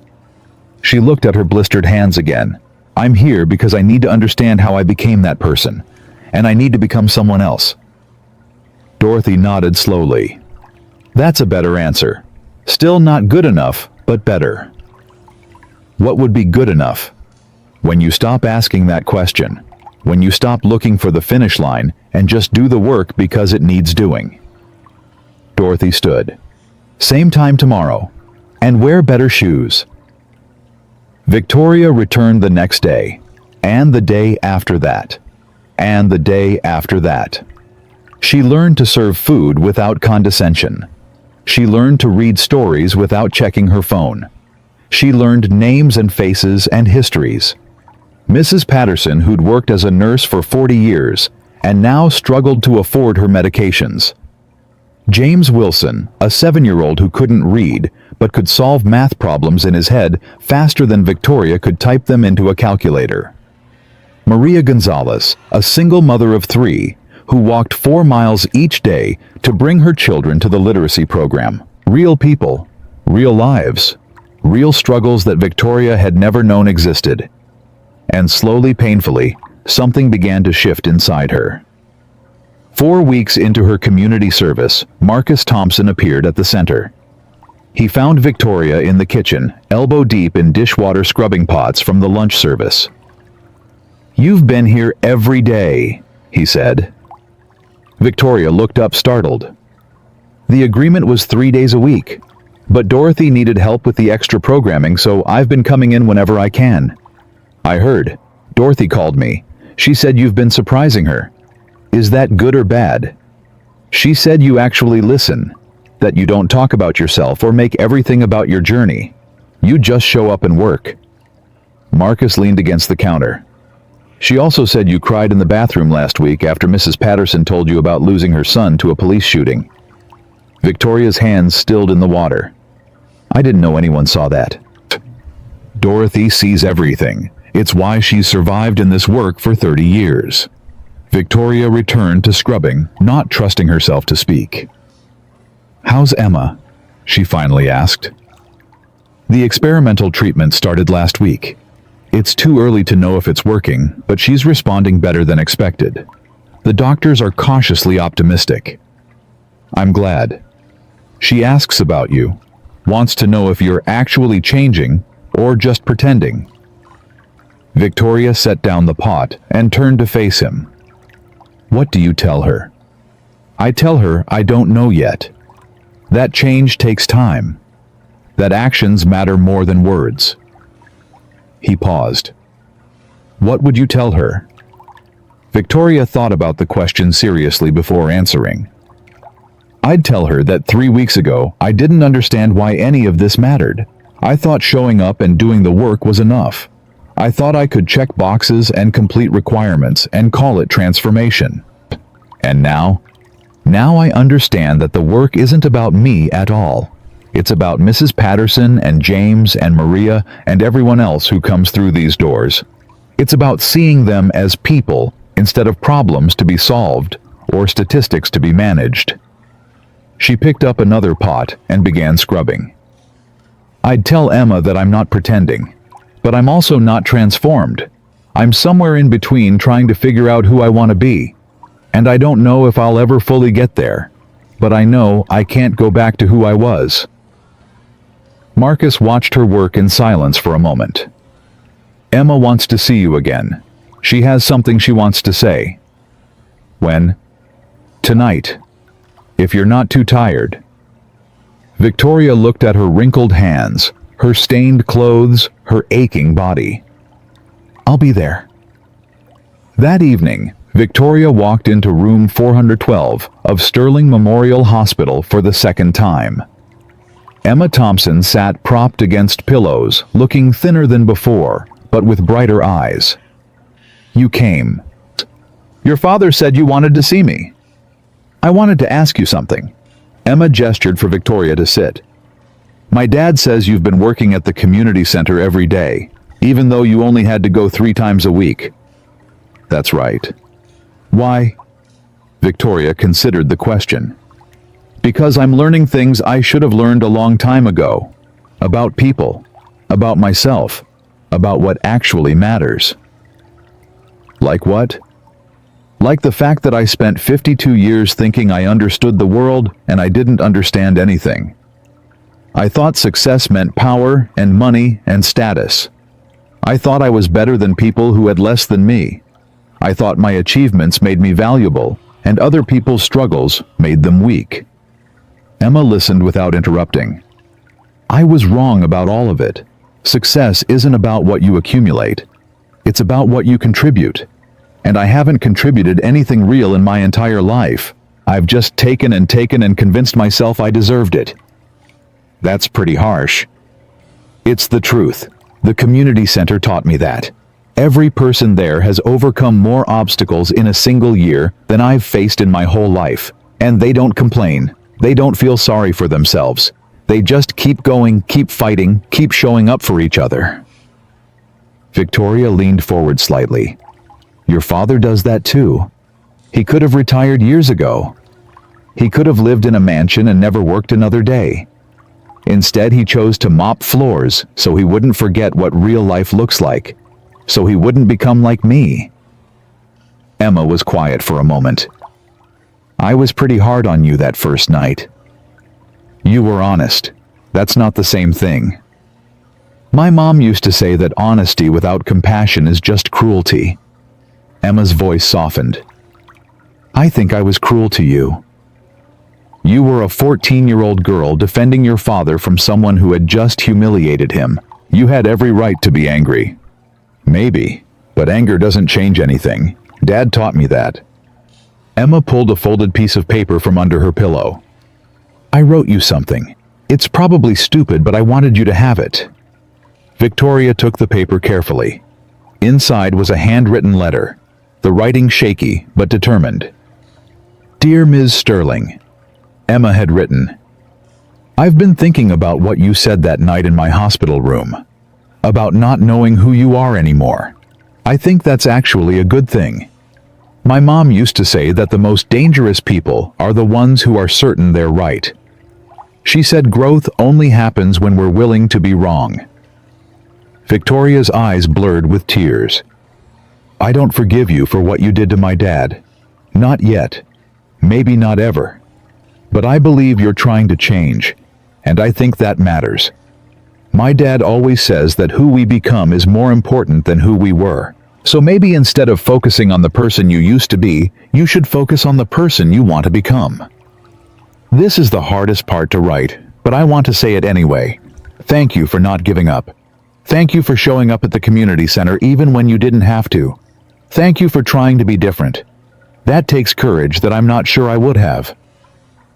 My mom died believing that everyone deserves second chances. I'm trying to believe that too. So this is me giving you a second chance. Don't waste it. Victoria finished reading and sat motionless, tears streaming down her face. You don't have to cry, Emma said softly. It's just a letter. It's not just a letter. Victoria's voice broke. It's the most important thing anyone has ever said to me. Really? Really, because you didn't have to write it. You didn't have to give me anything. You had every reason to hate me forever. Victoria looked up at the 14-year-old girl who had somehow become her teacher. Why didn't you? Emma shrugged slightly. Because hate is heavy, and I'm already carrying enough. The words hit Victoria harder than any criticism ever had. This child, facing a disease that might kill her, had chosen to release her anger rather than carry it. Had chosen growth over grudge. Had chosen to see possibility in someone who had given her no reason to hope. I don't deserve your second chance, Victoria said quietly. Maybe not. But that's kind of the point, isn't it? Second chances aren't about deserving. They're about becoming. Marcus appeared in the doorway. Everything okay in here? We're good, Dad. Emma smiled weakly. I think Ms. Sterling and I understand each other better now. Victoria stood clutching Emma's letter like a lifeline. Thank you. For this. For everything. Just don't waste it, Emma repeated. That's all I ask. Victoria nodded and walked past Marcus into the hallway. He followed her. What did she give you? Victoria handed him the letter. He read it slowly, his expression shifting from curiosity to wonder to something that looked like pride. She wrote this herself. I didn't know. Your daughter is extraordinary. She's her mother's child. Marcus handed the letter back. Catherine would have written something similar. She believed in redemption more than anyone I've ever known. They walked together toward the hospital exit. Can I ask you something? Victoria said. Go ahead. That night at the gala, when I was tearing up your check, humiliating you in front of everyone, what were you thinking? Marcus was quiet for a long moment. I was thinking about Catherine. About what she would want me to do. She always said that anger is a fire that burns the person carrying it. She said the best revenge against people who hurt you is to become someone they could never be. What does that mean? It means I didn't want to destroy you. I wanted to transform you. I wanted to take the worst moment of your life and turn it into the beginning of something better. He stopped walking and turned to face her. Not for your sake. For everyone watching. For everyone who would see what happened next and learn from it. You planned this from the beginning. I hoped for it. I didn't know if you were capable of change. Some people aren't. But I believed you might be. Why? After everything I did. Because you came to the hospital that night. You didn't have to. You could have hidden in your penthouse and waited for your lawyers to fix everything. But instead, you came to face me, to face Emma, to face what you'd done. Marcus started walking again. That told me something about you. Something you probably didn't even know about yourself. It told me that underneath all the arrogance and prejudice, there was someone who wanted to be better, who couldn't live with who she was. I'm still not sure I can be better. Neither am I, but I'm willing to find out. He stopped at the hospital exit. The reform implementation meeting is tomorrow morning. The board wants a progress report. Will you be ready? I'll be ready. Good. Because this is where the real work begins. Community service and sensitivity training are just the foundation, actually changing how a company operates, how people think, how systems function. That's the hard part. I know. Do you? Because you're going to face resistance. From employees who don't want to change. From board members who think this is all a PR stunt. From people who believe you're still the same person who tore up my check. What do I do about them? You prove them wrong, not with words, with actions. Every day, every decision, every interaction, you show them that change is possible. Marcus pushed open the door. Or you fail, and then we'll know I was wrong about you. He walked into the night, leaving Victoria standing alone in the hospital lobby. She looked down at Emma's letter, still clutched in her hand. The words blurred through her tears, but she'd already memorized them. Second chances aren't about deserving. They're about becoming. Victoria folded the letter carefully and placed it in her pocket close to her heart. Tomorrow, she would face the board. Tomorrow, she would present her progress. Tomorrow, she would defend decisions that many people thought she had no right to make. But tonight, she had something more important. She had a second chance she didn't deserve. And she was determined not to waste it. The next morning, Victoria arrived at Sterling Pharmaceuticals headquarters 2 hours before the meeting. She'd spent the night reviewing every detail of the reform implementation, preparing answers for questions she hoped no one would ask.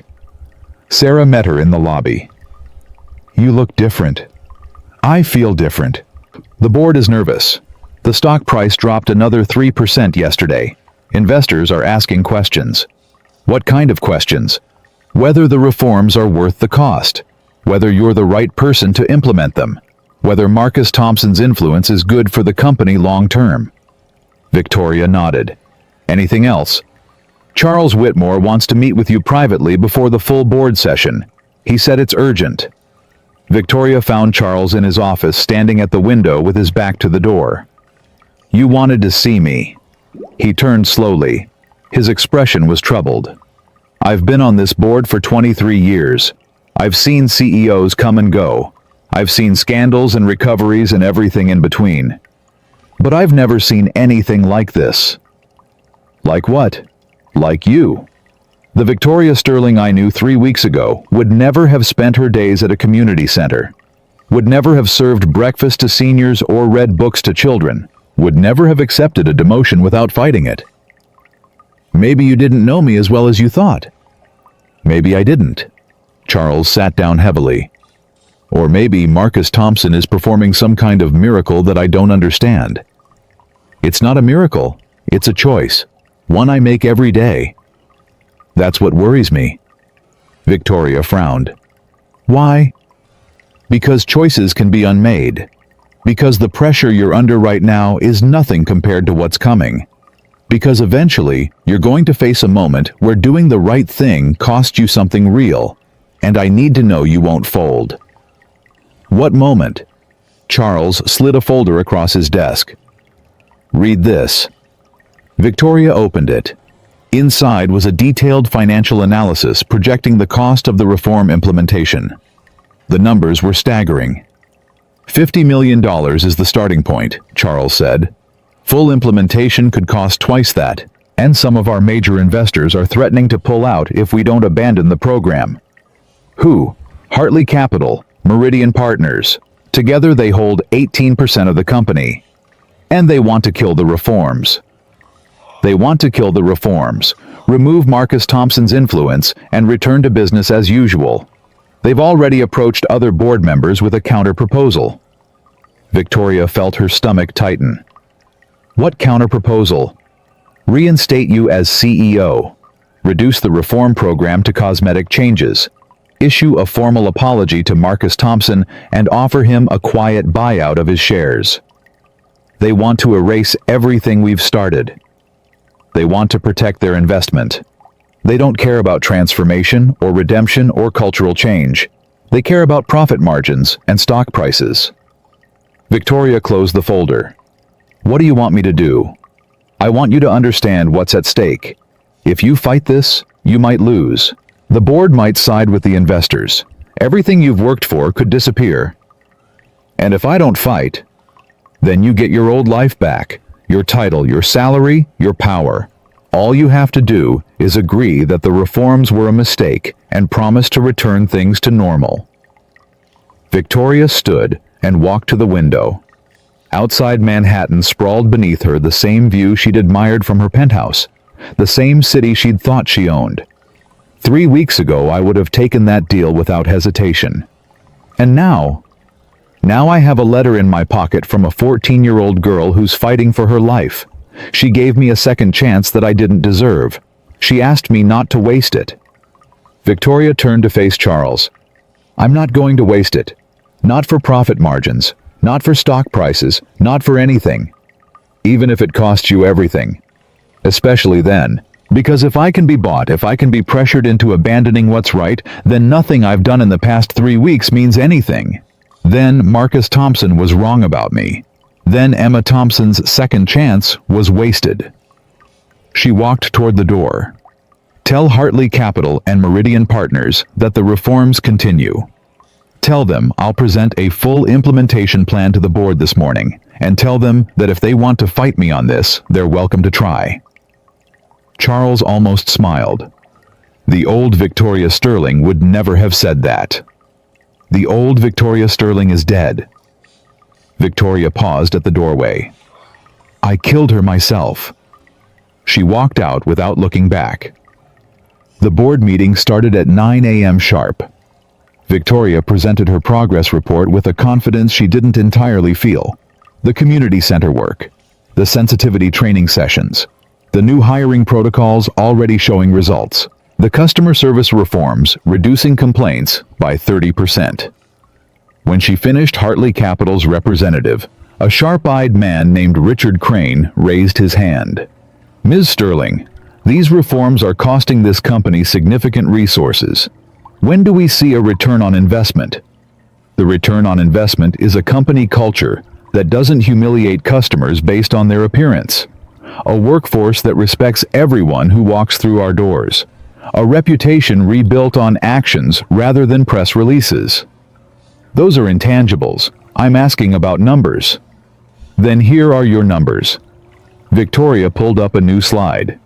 Customer satisfaction up 22% since the reforms began. Employee retention up 15%. New account applications up 31%, with significant growth in previously underserved communities.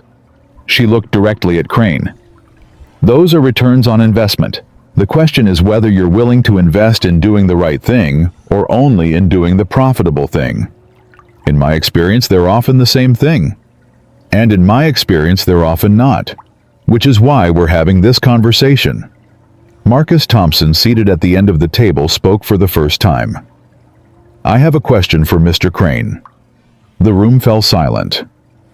When you evaluated your position in this company, did you consider the long-term costs of maintaining a discriminatory culture? The lawsuits that were settled quietly, the talent that walked away, the customers who took their business elsewhere because they didn't feel respected? Crane shifted uncomfortably. Those are difficult to quantify. They're difficult to quantify because no one wanted to count them, because it was easier to pretend the problem didn't exist. Marcus stood slowly. I've invested $800 million in this company over 5 years. I did it anonymously because I didn't want my race to influence how my money was treated. And the night I showed up in person, the CEO of my own company called me a fraud and tore up my check.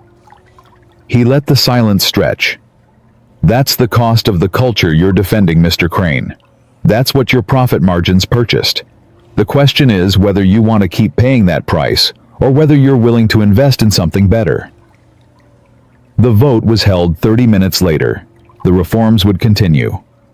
Victoria Sterling would remain as Chief Culture Officer. Hartley Capital and Meridian Partners could accept the decision or sell their shares. When the meeting ended, Marcus found Victoria in the hallway. You stood up to them, even knowing what it might cost you. Your daughter gave me a second chance. I couldn't waste it.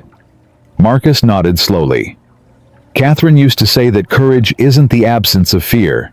It's doing what's right even when you're terrified. I was terrified. I know. That's what made it courage. He started walking toward the elevator. Emma's having a good day today. The treatment seems to be working. She asked if you'd come by later. Victoria felt something warm spread through her chest. I'd like that. Good. She has more questions for you. She always has more questions. That's how you know she's paying attention. Marcus stepped into the elevator. Before the doors closed, he turned back. You're not the same person you were 3 weeks ago. I don't know who you're becoming yet, but for the first time, I believe it might be someone worth knowing. The doors closed. Victoria stood alone in the empty hallway, Marcus's words echoing in her mind. Someone worth knowing. 3 weeks ago, she would have assumed she already was. Now, she understood that worth isn't something you're born with or achieve or buy. It's something you earn.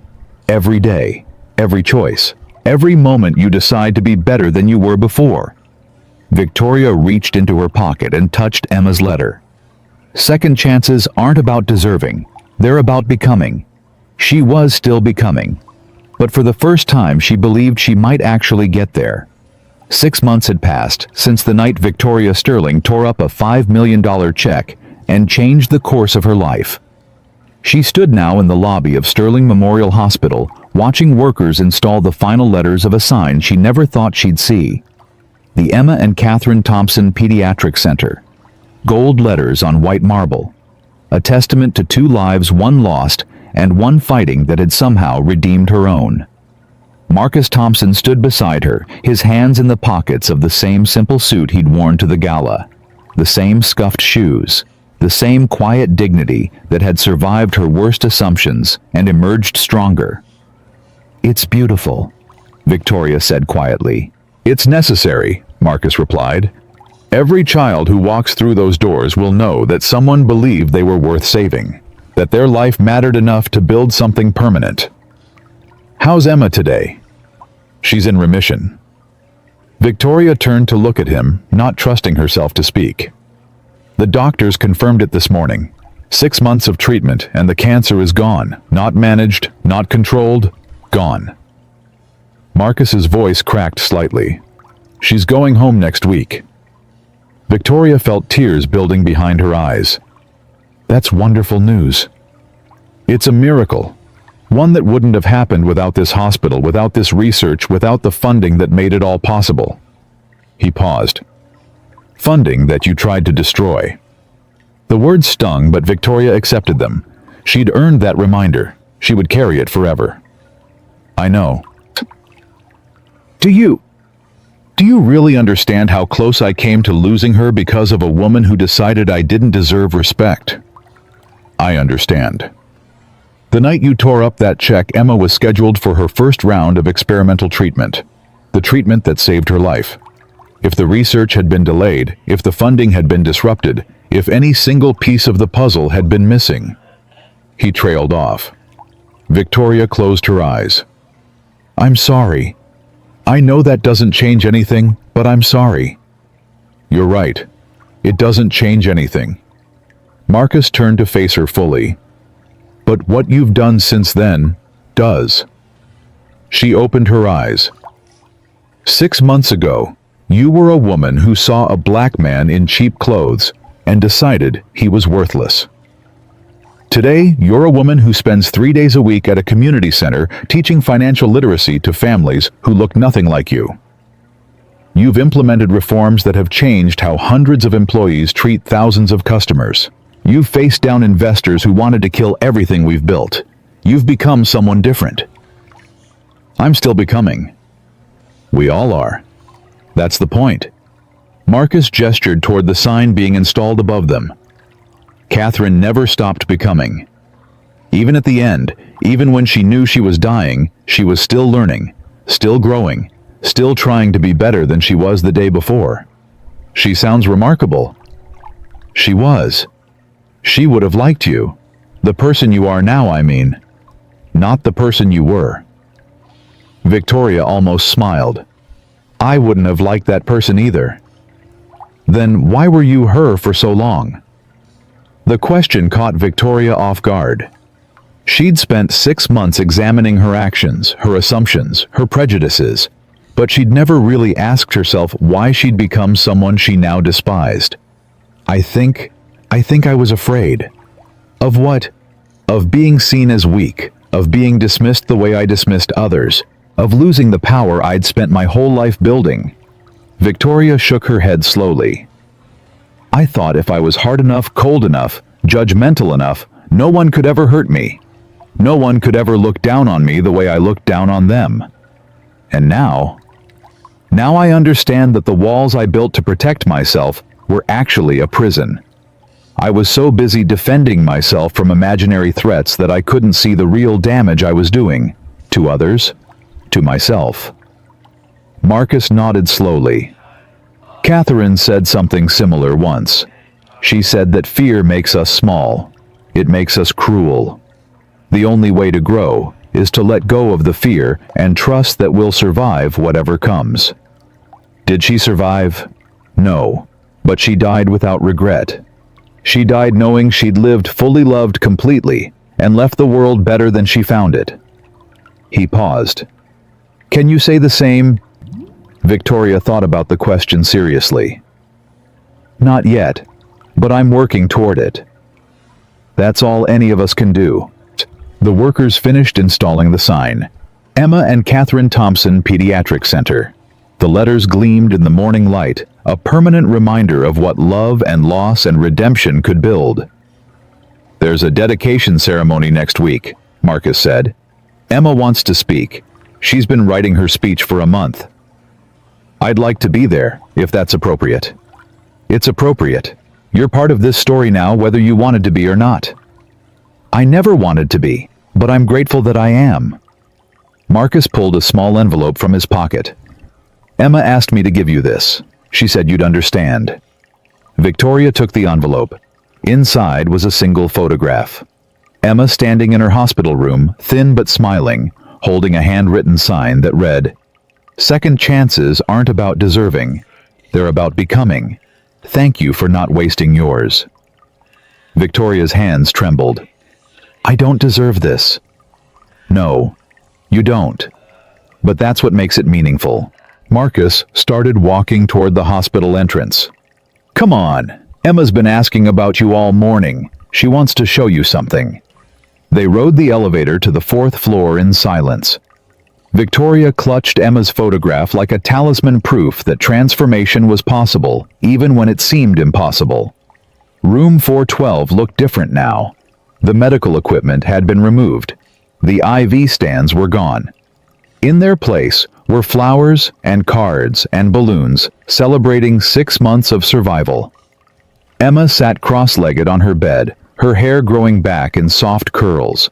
Her color returned, her eyes bright with life instead of fear. You came. Your father said you wanted to see me. I wanted to show you something. Emma held up a thick folder.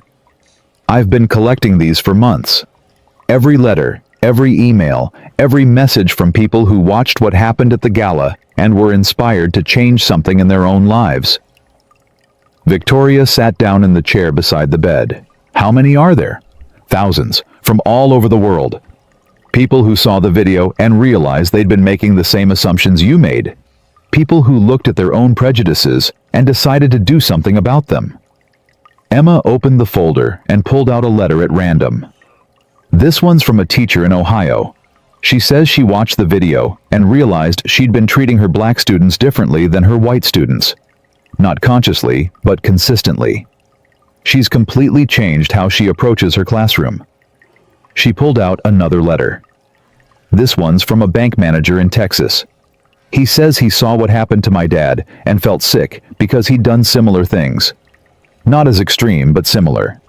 He implemented new training programs at his branch, and 3 employees have already thanked him for helping them see their own biases.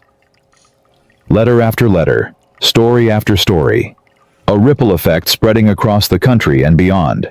You see, Emma looked at Victoria with an intensity that belied her 14 years. What happened that night was terrible. What you did was wrong. But look what came out of it. Look how many people changed because they saw you fail and then watched you try to become better. I didn't do this. You did. Your father did. We all did. That's the point. Emma set the folder aside. My mom used to say that every action creates ripples. Good actions create good ripples. Bad actions create bad ripples. But sometimes, if you're brave enough, you can transform bad ripples into good ones. Your mother was very wise. She was. And she would have told you something else too. What's that? She would have told you that forgiveness isn't about the person who hurt you. It's about the person doing the forgiving. It's about choosing to release the weight so you can move forward. Emma took a deep breath. I forgive you, Ms. Sterling, for what you did to my dad, for the humiliation, for the assumptions, for everything. Victoria felt the words wash over her like a wave breaking something loose inside her chest that she hadn't even known was frozen. I don't deserve your forgiveness. I know, but I'm giving it anyway, because carrying that anger was making me heavy, and I want to be light. Emma smiled, and for a moment she looked exactly like the photographs of her mother. Besides, you've earned it, not with words, with actions, 6 months of actions. Victoria couldn't speak. Tears streamed down her face, unchecked. Marcus stood in the doorway watching his daughter offer grace to the woman who had tried to destroy him. His eyes glistened. Catherine would be proud of you, he said softly. I know, Dad. She's why I can do this. Emma turned back to Victoria. There's one more thing I want to show you. She pulled out her laptop and opened a video file. I've been working on this with my dad. It's a documentary about what happened. The gala, the aftermath, the reforms, everything. We're releasing it next week on the same day as the dedication ceremony. Victoria watched the opening frames. Her own face twisted with contempt, tearing up Marcus's check. The scattered pieces falling at his feet. The crowd laughing. The live stream comments scrolling. I don't know if I can watch this. You need to, because it doesn't end there. The video continued. The revelation. The board meeting. Victoria's tearful apology at the press conference. Then footage Victoria had never seen. Community center workers talking about her transformation. Customers sharing stories of being treated with dignity at Sterling Pharmaceuticals branches. Employees describing how the new training had changed the way they saw the world. And finally, Victoria herself, elbow deep in dishwater at the community center, laughing with Mrs. Patterson reading to children mopping floors without complaint. That's who you're becoming, Emma said. That's what transformation looks like. Not perfect, not finished, but real. The video ended with Emma's face thin and tired but radiant with hope. My name is Emma Thompson. 6 months ago, a woman humiliated my father in front of the world. She tore up his check. She called him a fraud. She tried to have him arrested. And then something extraordinary happened. She changed. Not because she had to, not because she was forced, because she chose to become someone different. If she can do it, so can you. So can all of us. Change isn't about being perfect. It's about being willing to try. The screen went black. Victoria sat in stunned silence. "We've already had interest from 3 major networks," Marcus said. "They want to broadcast it nationally, potentially internationally." "Why are you showing me this?" "Because I want your permission," Emma said. "The documentary includes footage of your worst moment. The moment you're probably most ashamed of. I won't release it without your consent." "You don't need my consent. That footage is public. You can use it however you want." "I know. But I want your consent anyway. Because that's what respect looks like." Emma's eyes met hers. "That's what you've been learning all these months. That everyone deserves to be asked. Everyone deserves to have their dignity considered." Victoria looked at the frozen frame on the laptop.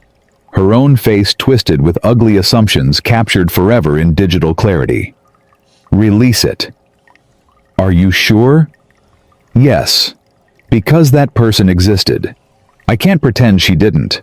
And if showing her worst moment can help even one person recognize themselves and choose differently, then the humiliation is worth it." Emma smiled. "My mom would have liked you." "Your father said the same thing." "Then it must be true."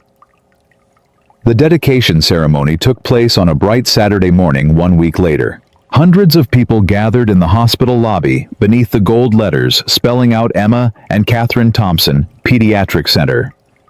Marcus stood at the podium looking out over a crowd that included hospital staff, community members, business leaders, and dozens of children who had been treated in the very wing being dedicated. 5 years ago, my wife Catherine was diagnosed with Hartman's disease. She fought it for 3 years before it finally took her from us. But in those 3 years, she taught me something that I've tried to live by every day since. He paused, gathering himself. She taught me that our worth isn't determined by our circumstances, not by our jobs or our clothes or the color of our skin. Our worth is determined by how we treat others, by the compassion we show, by the bridges we build instead of the walls we construct. His eyes found Victoria in the crowd. She also taught me that everyone deserves a second chance, not because they've earned it, not because they deserve it, but because redemption is the most powerful force in the human experience. When we give someone the opportunity to become better, we're not just changing them. We're changing ourselves. We're declaring that we believe in the possibility of transformation. He gestured toward the sign above him. This center is named for 2 people I love. My wife, who believed in second chances even when she was dying, and my daughter, who has shown more grace at 14 than most people show in a lifetime. They are the reason I'm standing here today. They are the reason any of this exists. Marcus stepped back from the podium. Now I'd like to introduce someone who has learned the hard way what second chances really mean. 6 months ago, she tore up a check meant for this hospital. Today, she's helped build something that will save lives for generations. Ladies and gentlemen, Victoria Sterling. The applause was scattered, uncertain. Many people in the crowd had seen the video. They knew what Victoria had done. They weren't sure she deserved to speak. Victoria walked to the podium on legs that trembled slightly. She looked out over the crowd, faces she recognized, and faces she didn't, all waiting to see what she would say. 6 months ago, I stood in a ballroom surrounded by wealth and power, and I made a choice. I looked at a man in a simple suit with scuffed shoes, and I decided he was worthless. I decided that his appearance told me everything I needed to know about his character. I decided that I was better than him because of how I looked and how much money I had and what position I held. She paused. I was wrong. Not just factually wrong, morally wrong, spiritually wrong. Wrong in every way a person can be wrong.